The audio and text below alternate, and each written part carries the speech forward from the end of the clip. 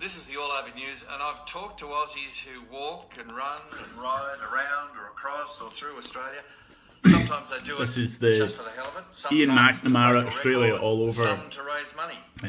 radio Andy programme. Donaldson is described as a What's it with us? 31-year-old Scottish Indonesian. He's based in Perth, and he's about to swim the 7 oceans of the world. I'll give you a list. The Cook Strait, that's New Zealand. Molokai Channel, that's Hawaii. The Catalina Channel, that's around Los Angeles. The Tsugaru Strait, I think that's the right pronunciation. That's Japan. Spain to Morocco, or Morocco to Spain, I don't know. We'll find out. North Channel, Ireland to Scotland, and the English Channel, England to France. Some things are inspirational, meaning they inspire you. I'm not inspired to do this swim, but Andy Donaldson's on the line from Perth. Good morning, Andy. Good morning, Mark. How are you getting on? I'm good. There was a film called Ocean's 11. You're doing the 7 Oceans.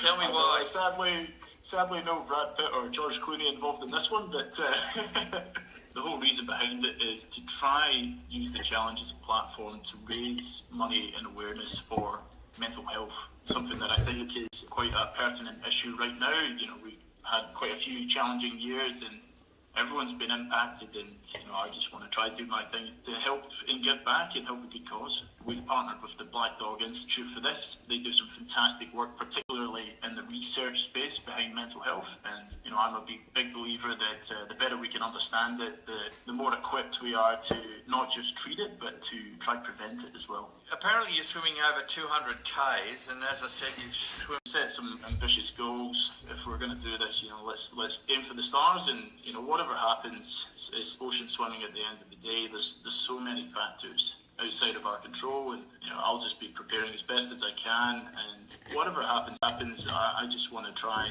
do something that will create a good outcome for mental health in the Black Dog Institute. And when does this start, Andy? I fly out to England in about 3 days, so pretty soon. So maybe about 10 days, I think, until the English Channel. Just tell me something. Over after university, and it was only supposed to be for a year.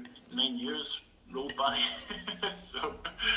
So I'm now an Australian citizen, and this is home for me. I just love it, and the people are friendly, and particularly when it comes to swimming, it's something that's ingrained into the culture here, and I really love that. There's a fantastic community, and I just feel quite humbled to be part of that. I should ask you too, my pet aversion is sharks. Is there any chance of you encountering sharks on those swims, or what's the story? There are, Mark. Some of these are quite sharky, particularly Hawaii, and that's the longest one, so you're in there for the longest time. That one's 43 kilometres. But in addition to the shark, my view is actually jellyfish, and there's some real bad ones, particularly in the Ireland to Scotland one. There's something called the lion's mane jellyfish, which is one of the most venomous ones out there.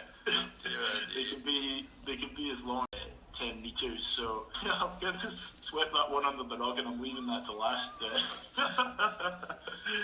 I'll have to face it at some point. Andy Donaldson, good luck. You give us a ring one Sunday morning. Tell us about your close encounter with whatever. Absolutely, Mac. I would love to. And thanks again for having me on here. It's a pleasure. Good luck. Right you are, Mac. Cheers. That's Andy Donaldson. You're listening to the All Over News, and I thought if you're going to talk swimming, we need to talk to our swimming correspondent.